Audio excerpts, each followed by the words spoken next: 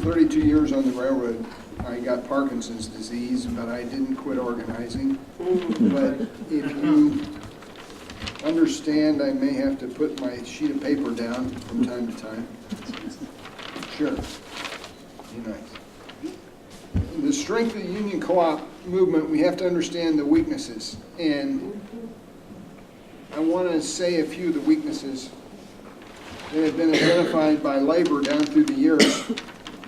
One is that a lot of the large industrial worker co-ops in the 20th century were the result of workers taking over bankrupt or near bankrupt companies, many in failing industries, and in the end, the banks ended up being the only real winners.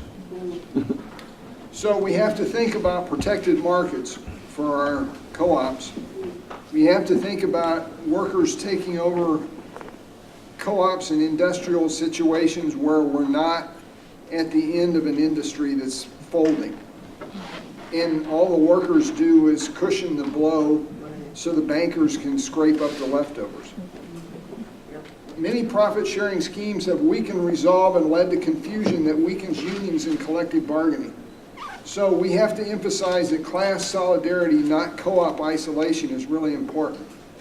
Sometimes one of the weaknesses of co-ops in the United States is isolation, just looking inside your own circle. I know my family on my father's side is mostly dairy farmers. We're mostly dairy farmers. Before my dad was disabled in World War II, he was a dairy farmer. And we were part of one of the most famous co-ops in the Northeast, the Cabot Cheese Creamery Co-op in Cabot, Vermont. And the one thing that you can see when you go to Cabot, it's a great place, it's really exciting, they talk about the farmers, but there's not a single worker that's in the co-op. The workers that run the creamery are not in the co-op, it's the farmers that are in the co-op. It's a farmer co-op. So because my family did both, my uncle drove a milk truck and we also farmed. Our family had the experience of being both working there and out of the co-op and in the co-op and a part of it. So what we're talking about, if we really want to fight for true democracy in the workplace, we have to build co-ops that include everybody. Yeah. Now, I don't want to critique any other form of, but I want to say that ESOPs are a primary form of industrial worker ownership, but most of the time they're not really co-ops and not being owned by a majority of workers.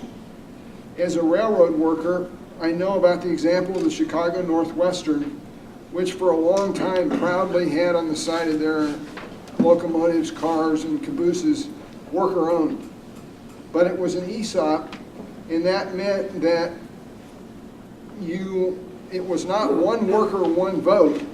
It was how many shares you had. So a manager could have 1,000 shares, and a locomotive engineer could have 100, and a spike pounder and a mechanic could have 10. And there's not equality when you have that kind of a setup.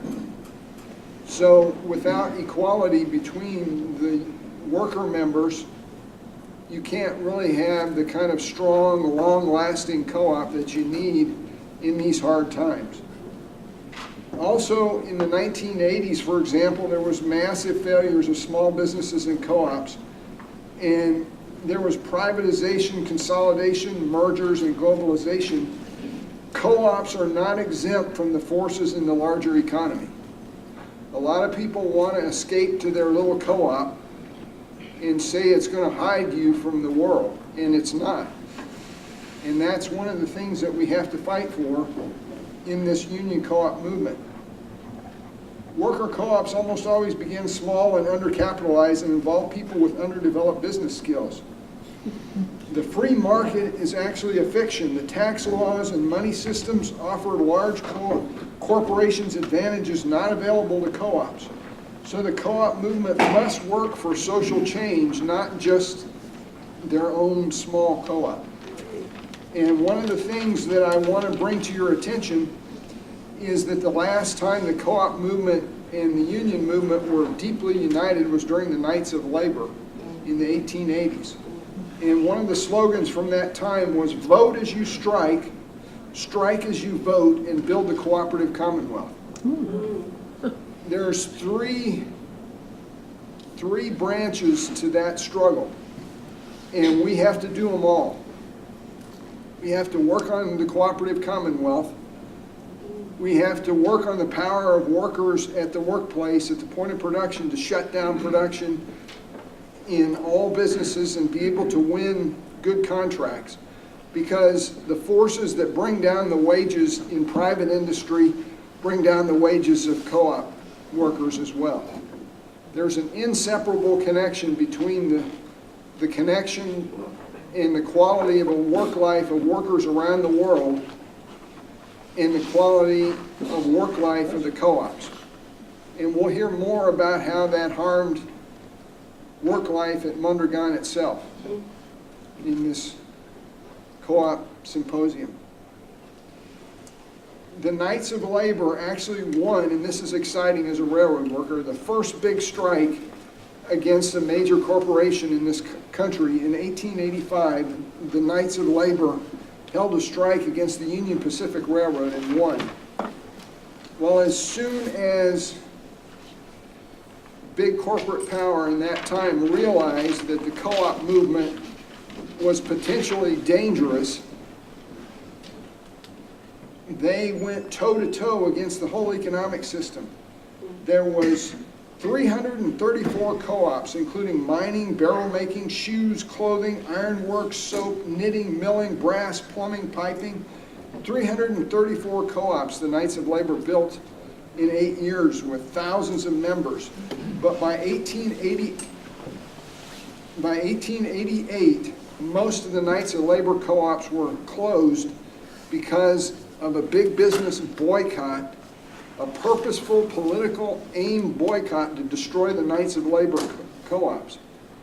So what was the lesson that the labor movement learned at that time and was put strong into the beginning AFL, which is the parent of the modern AFL, and then the CIO, the Congress of Industrial Organizations, is the modern equivalent. The AFL-CIO inherited these lessons, and that was that the co-op movement could not stand against the economic challenges, and they wanted to refocus just on collective bargaining. So we have to think about, if we're going to build this union co-op movement, and we're serious about it, not just having a few people involved in better working conditions for a few, but actually affect the whole economy, we have to tie strengthening collective bargaining, strengthening the political movement for worker justice, and strengthening the co-op movement together. They are inseparable. And one of the very powerful things about this union co-op movement, and the fact that it is the steel workers that led this effort in the labor movement, they have been famous since their very founding for solidarity, strong workplace organizing, and strong political action. Now, when they bring together the co-op idea with reaching out to Mondragon, there's some really important lessons from Mondragon. One is that Mondragon is a co-op of co-ops. One of the problems of co-ops in the United States a lot of times has been small focus, internalized focus, where everybody's looking just in at themselves rather than out to the big world. And Mondragon demands that the co-op, the Mondragon Corporation, cooperative corporation, look to the big world. Not just to be afraid of globalization, but to actually be competitors in the global marketplace and win some struggles there. We may have to start in protected markets here in the United States, but we should not think of ourselves only as tiny co-ops in protected markets.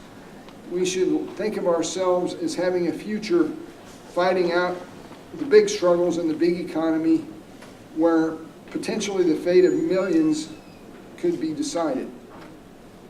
And so, another problem, I think, in the cooperative movement, as I've learned it from observation, learning from my family, is that a co-op must have some form of internal discipline. And with worker democracy advocates, that's a rough word to throw out there.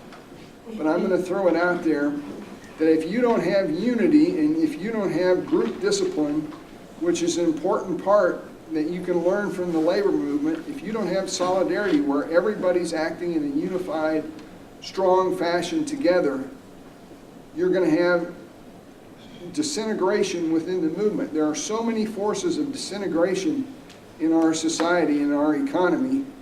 Individualism, intense competition for positions and favors, and the big boys on Wall Street really controlling a lot of the show. You have to have unity and you have to have discipline. And Mondragon has democracy and they have discipline. They have democracy, they have leadership. And that's why, in my opinion, it's really important to focus on the fact that this union co-op model is with the United Steelworkers, and it's not an accident that it's the steelworkers that came forward. And that the other thing, it's not an accident that Mondragon is there at the heart of this, because they have the discipline, the size, the vision, and the ability to reach out onto the global market and fight there for jobs in the model. So when you're thinking about the union co-op model, I'd just like you to, in closing, remember that last point and take it back to the Knights of Labor slogan. Our movement needs the slogan, vote as you strike, strike as you vote, and build a cooperative commonwealth. And it's not an accident that the steel workers were the ones that started this, and it's not an accident that Mondragon is their partner. Thank you.